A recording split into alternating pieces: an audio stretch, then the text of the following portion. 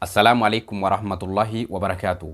Harallee seenaa ajaa'ibaa takkaan qabadee dhufe. Seenaan tuni seenaa addaati. Wanni seenaa tana adda godhu seenaan tuni seenaa Zainabaa binti Rasuulillaahi sallallahu alaihi wasallamii fi abbaa manaa isiidhaa Abul Aas ibnu Rabi'aati. Seenaan tuni seenaa hedduu garaa nama raaftu. Haga dhuma viidiyoo kanatti na wajjin tura. Chaayinaala kiyya sunnaa rasuulaa yoo isinitti tole subscribe godha. Viidiyoo kanallee like godha. Komentii keessan na jajjabeessa haga dhumatti na wajjin tura. Osoo ergaman Rabbi sallallahu alaihi wasallam hin ergamin dura namni maqaan isaa Abul Aas ibnu Rabi'aa jedhamu gara ergama Rabbitti dhufee yaa Muhammad intala tante Zainabaa naaf kenni jee gaafate. Ergaman Rabbitti sallallahu alaihi wasallam isinin mari'adha jee Zainabatti dhaqee yaa Zainabaa ilmi habooteetii Abul Aas si fuudhuu barbaada.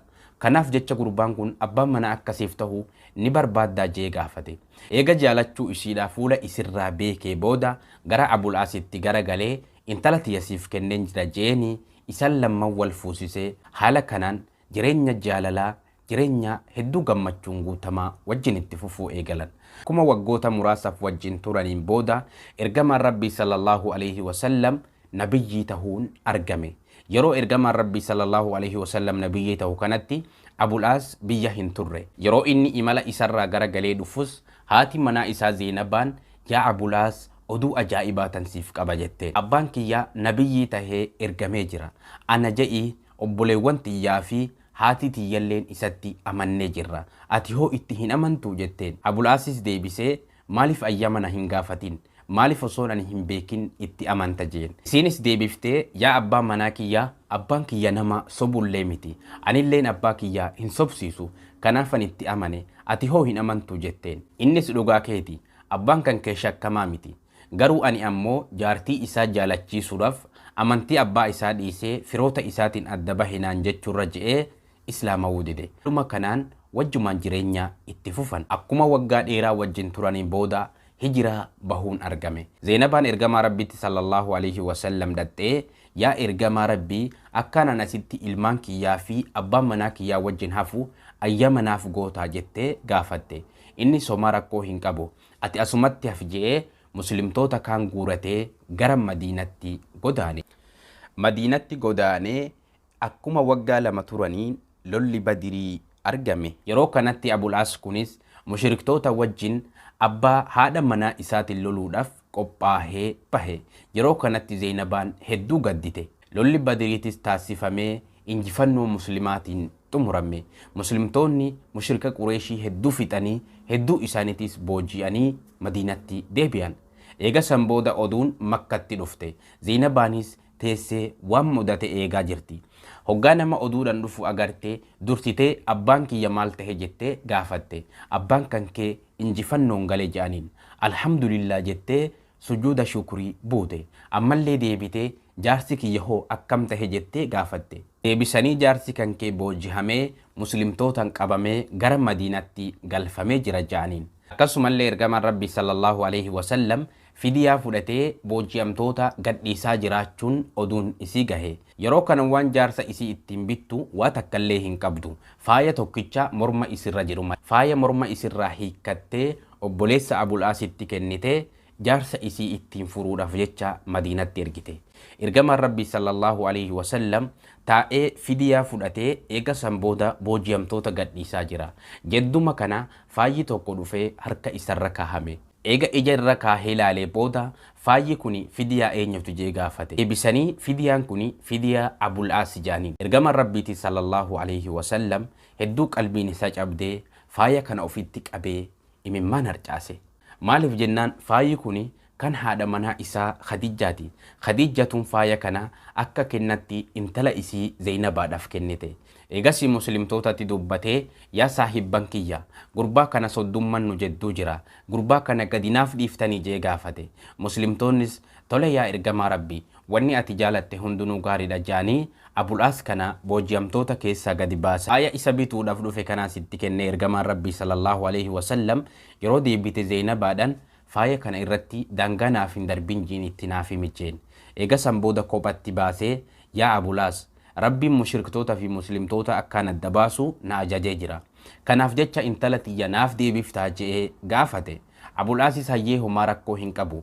Tole je'ee ahadii irraa fuudhee gara Makkaatti deemee intala ergama Rabbii sallallahu alaihi wasallam Zeenabaa qabee dhufee abbaa isitti deebise. Zeenabaanis Rabbiin irraa haa jaalatu yaa abbaa manaa kiyya islaama taatiif maaliif asitti na wajjin hin hafne jettee isa gaafatte.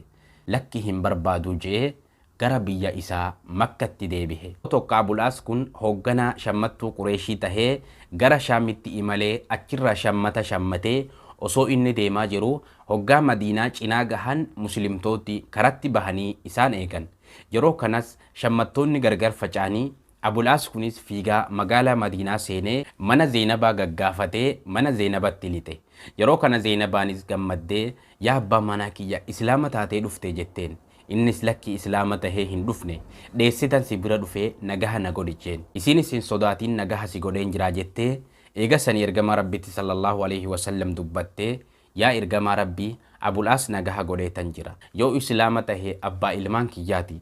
Yoo islaama tahuu maates ilma habootiyyaati jetteen. Ergamaan Rabbitti sallallahu alaihi wasallam nama ati nagaha gootee nagaha goonee jirra. Ammoo akkasitti hin dhihaanne inni halaala siif hin tahuu jeen. Ergamaan Rabbii sallallahu alaihi wasallam sahaabota isatti dubbatee yaa saahibban kiyya gurbaan kuni soddumman nu jedduu jira. Akkasumallee gurbaan kun ahadii narraa fuudhee ahadii kiyya naaf guutee jira. Kanaaf gurbaa kana qabeenya isaatii wajjin yoo gadi dhiiftan maal isinitti fakkaata jee isaan gaafate. Sahaabonnis yaa ergamaa Rabbii wanni ati jaalatte ni taha jaanii gurbaa kana gadhiisan. Shammata Qureeshii kana fudhatee gara Makkatti gale. Hoggaa Makkatti gale innis gurguddaa Qureeshii kana gadi waamee qabeenyi keessan wanni hafe ni jira, wanni irraa hir'ate ni jira jee gaafate. Isaanis lakki galatoomi wanni tokkollee irraa hin hafne jaaniin. Innis akkas taanaan ani kana booda islaama taheetan jira. Ashhadu an laa ilaaha illallah wa ashhadu anna Muhammadan rasuulallah jee fuula isaanii dura dhaabbatee ragaa bahe. Eega san booda Makkarraa ka'ee gara Madiinatti deebihe.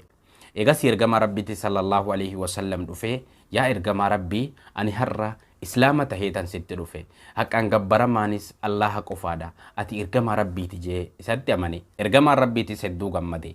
Abulaas ammas deebisee yaa ergamaa Rabbii anaa fi Zeenabaa walitti deebi'uu ayyamanuuf gootaa jeen. Ergamaan Rabbiitis sallallahu alaihi wasallam gara Zeenabatti deemee yaa intala tiyya abbaan ilmaan keetii Abulaas akka walitti deebitan barbaada. Kanaaf jecha abbaa manaa keetitti deebi'uu ni barbaaddaa jeen. Eega fuula isirraa jaalachuu isiidhaa argee booda Abulaasii fi Zeenabaa walitti deebise. Zeenabaa fi Abulaas eega addaan bahanii waggaa 6 turanii walitti deebi'an. Jedduu kanatti namni fuudhaaf Zeenabaa barbaade nama hedduudha. Garuu isiin abdii jaarsa isii kana ni dhufaatiin nama hundumaa heerumuu diddee jaarsa isii kana eeddee xumura irrattis Abulaas radiyallahu anhu islaamummaa qabatee Zeenabaa fi Abulaasis walitti deebihanii jireenya isaanii jaalalaa san wajjin itti fufuu eeggalan. Garuu san booda jireenyi hedduu hin dheeranne. Akka Abulaasii fi Zeenabaa walitti deebihaniin waggaa tokko booda Zeenabaan du'aan gara fuula Rabbii deemte. Abulaas hedduu gadde. Haga yaa ergamaa Rabbii ani Zeenabaa malee jireenyi natti ulfaatee jira. Jireenya hin danda'u jedhu. Innis baay'ee hin turre. Akka Zeenabaan doote waggaa tokko booda innis du'ee gara fuula Rabbitti deebi'e. Hunda isaanii Rabbiin isaanirraa haa jaalatu.